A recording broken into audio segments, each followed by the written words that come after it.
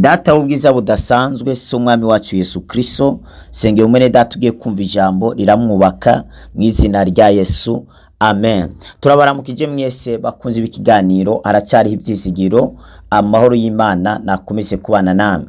Mwarahizegiwe cyane gose, haracyari ibyizigiro ko wakomera, ko watera imbere, ko wagira ku nzozi zawe, haracyari ibyizigiro ko ndwara wayikira, haracyari ibyizigiro ko urugendo rwawe rwacamwo, haracyari ibyizigiro ko wavyara ukonse ugaheka nk'abandi, haracyari ibyizigiro ko warongora, ko warongogwa utarapfa niwihebure. Ivyo Imana yakoreye abandi nawe yabashaga kubigukorera, ko Imana twizeye ntabwo irobanura ku butoni, ntabwo iraba igihagararo, ntiraba amashure, ntiraba umugambwe, ntiraba ubwoko. Ni Imana n'umuvyeyi wa bose. Imana ihabwa icubahiro. Tugiye gusoma ijambo ry'Imana mu gitabo ca Hosea ibice vyaho 10 murongo wa 1 n'uwa 2.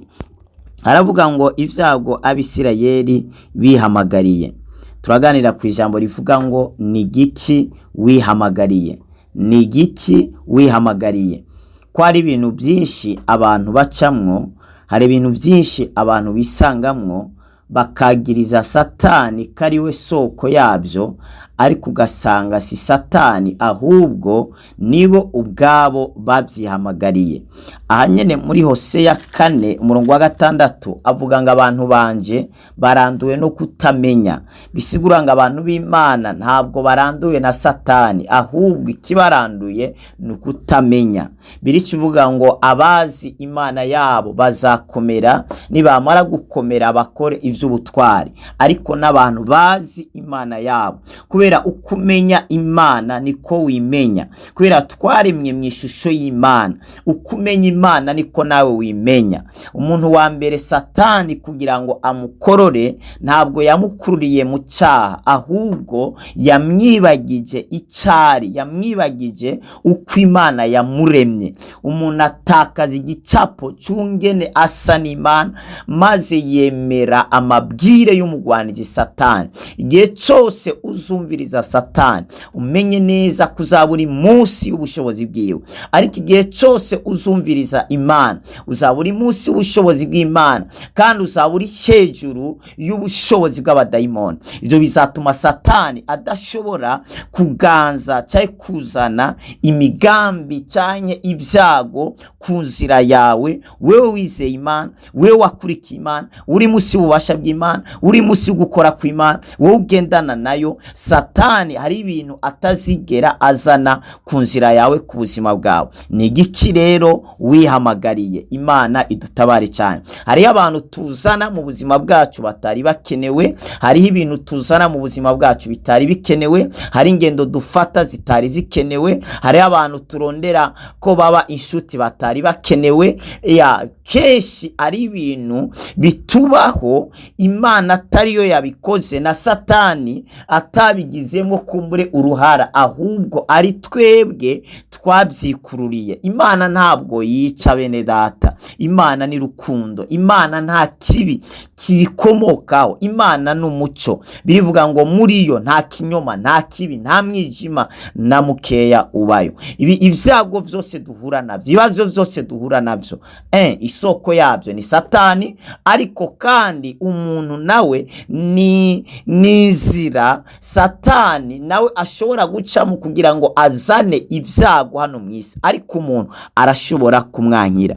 Umurongo waho wa mbere Hosea ibice 10 umurongo wa mbere aravuga ngo Abisirayeli bari umuzabibu utotahaye, wama inzabibu zawo.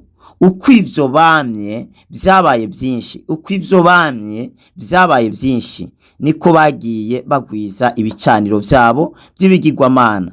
Kandi uko igihugu cyabo cyagiye imbere mwiterambere, niko bagiye bashariza inkingi z'ibigirwamana. Bagira imitima ibiri, noneho babonetse ku rubanza rubatsinze. Imana izosangangura bya bicaniro byabo,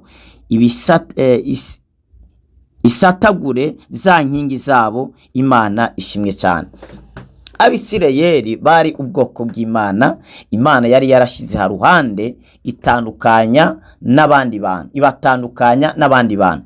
Imana ibaha kubaho ubuzima butandukanye n'ubw'abandi bantu, aho Imana yababwiye ngo indwara nateje abandi kubwo ivyaha bakoze bagiye kure yanje, mwebwe ntabwo zizababako. Muri mwebwe ntawe uzaba ingumba, ntawe uzaba intavyara, muri mwebwe ntawe uzakorokesha inda, nzabagira umutwe sinzabagira umurizo. Imana ibaha amasezerano menshi. Muga Imana irababwira ati ariko rero mwumvire ivyagezwe vyanje, munyubahe munyumvire, nimuzakore ivyo ayandi mahanga ariko arakora. Ariko mwebwe muri ubwoko bwanje niharije, muzaba icitegerezo ku yandi mahanga. Abazifuza kumera nkamwe bizaba ngombwa ko bigana ubuzima muri ko murabamo. Nibamara kubwigana nzaheza nanje mbe Imana yabo, nabo nyene bandukirwe n'ubwo buzima nabashije kubaha. Ariko rero Abisirayeli Imana ibagirira neza, irabambika, irabagaburira. Igihugu cyabo kiratera imbere mu buryo budasanzwe, kiragera kure, baratera imbere mu buryo budasanzwe, baraduga hejuru, barazamuka, ubutunzi buba bwinshi. Batangira rero kuva ku Mana. Teme y'ahantu ivuga ngo ivyago Abisirayeli bihamagariye. Umva ni ivyago bo ubwabo bihamagariye.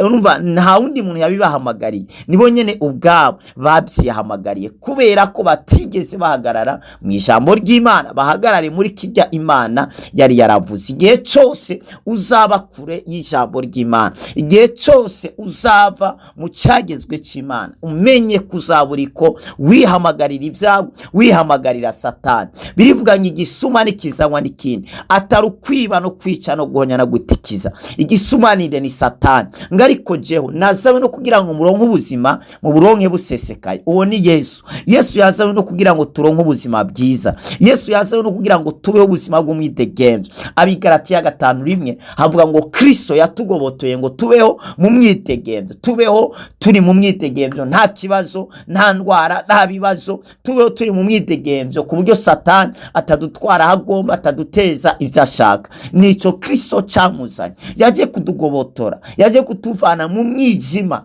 yaje kutuvana mu vyaha, munsi y'ubushobozi bw'umugwanizi, adushira hejuru ubushobozi bwa Satani.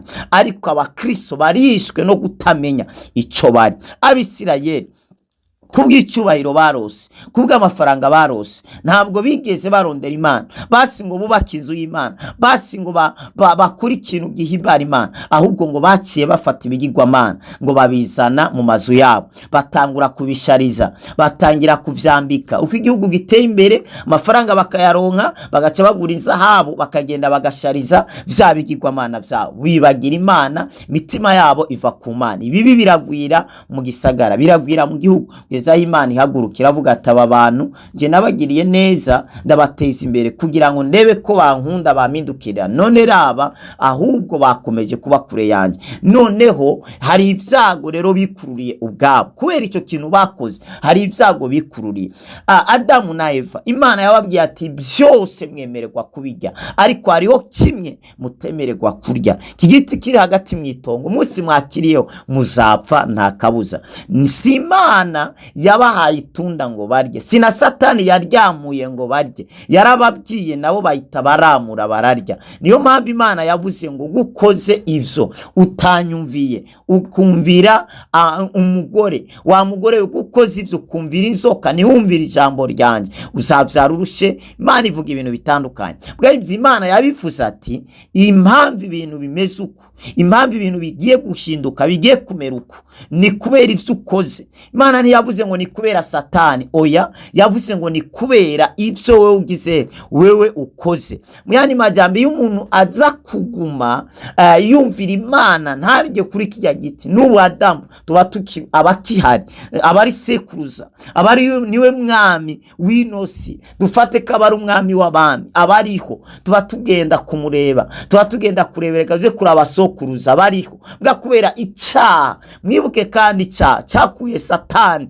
mwijuru kimukororera ikuzimu. Kandi cakuye Adamu na Eva mwitongo rya Edeni. Icyaha cakuye Sawuli ku ngoma. Icyaha kirasuzuguza umuntu. Icyaha gikura umuntu mu bwiza bw'Imana. Birivuga ngo bose bakoze ivyaha ntibashikira ubwiza bw'Imana. Icyaha kirakura umuntu mu bwiza bw'Imana, kiratuma umuntu ategera ubwiza bw'Imana. Adamu na Eva bagikora icyaha bahise baja kwihisha kure, banyegera Imana, bahunga Imana kubera icyaha bari bakoze. Hari ibyago biri ku buzima bwawe, hari indwara ziri ku buzima bwawe, bishoboka ko ari we wazikururiye. Kugira ngo izo ndwara zikuveho urakeneye kumanza gusenga usaba imbabazi Imana. Sengera umuntu umwe, sanga uwo mudamu ko namusengeranye Imana imuha urubyaro, Imana yanga kumbwira.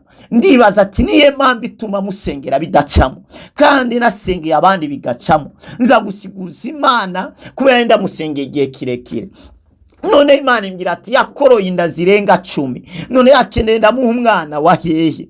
Ndamubwira ati mama yake ngwino hano tuganire. Ndamubwira ati mpamvu Imana itari kiguha uruvyaro, wewe hari inda wakoroye zirenga 10. Mugabe izo nda nta musi numwe urigera uvyatura ngo usabe Imana imbabazi ko wishe, ko wasambanye ukongera ukica. Nta musi numwe wigeze ubisabira imbabazi. Rero Imana nishobora kuguha uruvyaro mu gihe ukiri muri ivyo bintu. Ugasanga umuntu n'ingumba, mugabo ubwo bugumba niwe yabwikururiye. Ugasanga umuntu n'umukene, mugabo ugasanga ubwo bukene niwe yabwikururiye. Amafaranga yose akuje urarya ukibagira kuziganiriza kazoza kawe. Hanyuma ejo ngo barakuroze bagize niwe wabyikururiye. Uraronka udufaranga ukaduhereza mu bamaraya. Ejo abana bawe babura amahera y'ishure ngo nga abadayimoni ngo bamaguruke. Nibaguhagurukiye Imana yaraguhezagiye. Imana imaze kuguhezagira, umugore wawe usigamubona umengo n'ubucafu, wiyongeje wa kabiri, wiyongeze wa gatatu, visaba barupangiye hariya.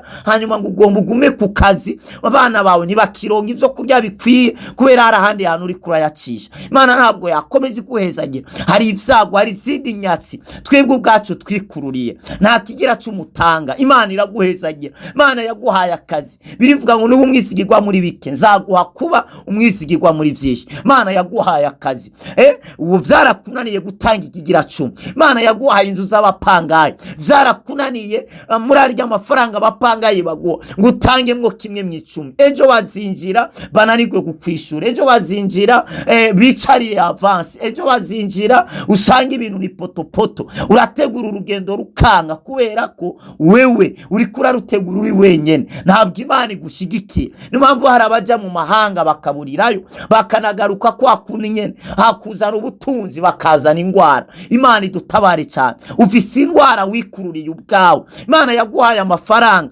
hakuyakoresha mu gufasha abandi, mu kuduza abandi, uyajana mu buraya. Uno musi ugwaye umugera, uno musi ufise ibigwara runaka, nivyo bigwara niwe wavyikururiye. Imana idutabare cyane. Ugwaye musipa, ugwaye makansera, ugwaye amadiabeti, niwe wabyikururiye kubera ni wigeze ujera umugisha Imana yaguhaye.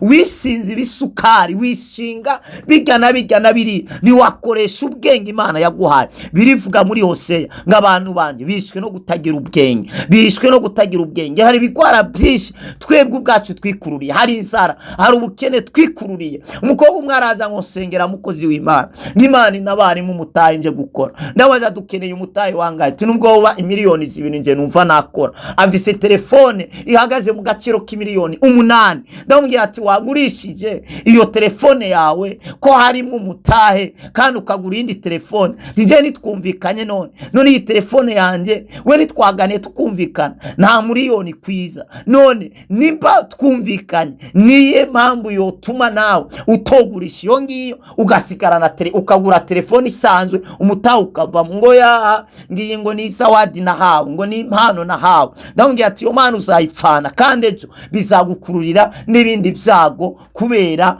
kubyibone bwawe. Imana idutabare cyane. byagiye kurangira bayimwibye ngo yangijya niyibwa niba bayiguza amapiyese niba byaragize n'ubu ntayarabona yahombye byose yahombye umutahe ahomba telefone ahomba impano kubera kutumvira hari abantu batumvira n'abantu Imana yabahaye ngo babayobore ngo bagirene babereke direction ubuzima bwabo hari abantu basuzugura abakozi b'Imana kandi Imana yabashizeho kugira ngo batunganye ishengero kugira ngo bafashe ishengero nuzabona Imana n'amaso yawe Imana izakorera mu bantu yashizeho mu bantu yashizeho nubasuzugura uzaba usuzuguye umugambi w'Imana uzaba usuzuguye Imana birivuga ngo uzabakira azabanyakiriye ubase azaba anyase kandi ngo uzabaha amazi ngazabagirane ngasahabwa impera inganani yawe Imana idutabare cyane Abisirayeli bahura n'ibyago ariko ivyo vyago ngo nibo bari barabyikururiye kubera batigeze bubaha Imana batigeze baguma mu mwanya Imana yari yarabashizemo wa mugore wubatse urugo mugabo ugasanga ibyago induru ziri mu rugo niwe wazikururiye ushaka gucunga umugabo